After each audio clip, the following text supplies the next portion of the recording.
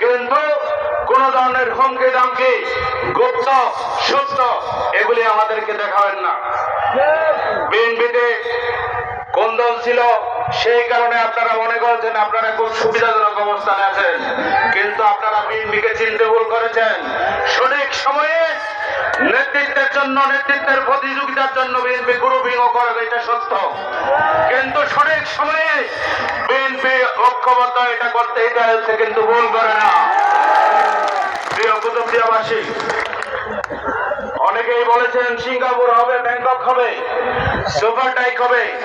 Super ডাইকের মূলা আমাদেরকে 17 বছর ঝোলানো হয়েছে, সেই মূলা আর আমাদেরকে ঝোলাবেন না, সিঙ্গাপুরের মূলা আমাদেরকে ঝোলাবেন না।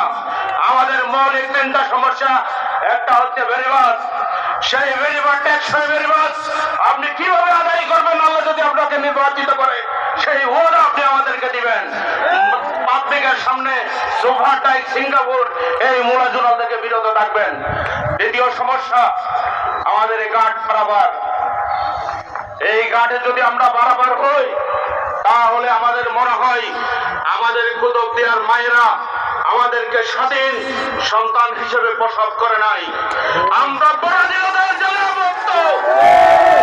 এই পরাধীনতার শৃঙ্খল থেকে আমাদেরকে মুক্ত করতে হবে। যদি আপনারা মুক্ত করতে না পারেন তাহলে কুতুবদিয়ার জনগণ জোর করে হলেও সেটা আদায় করে ছাড়বে ইনশাআল্লাহ একদিন। সম্মানিত আমাদের দানের শীষের প্রার্থী, আমাদের দ্বিতীয় যে সমস্যা সেটা হচ্ছে লবণের মাঠ।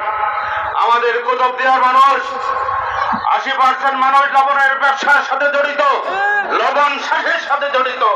সেই লবণের ন্যায্য মূল্য নিশ্চিত করতে হবে।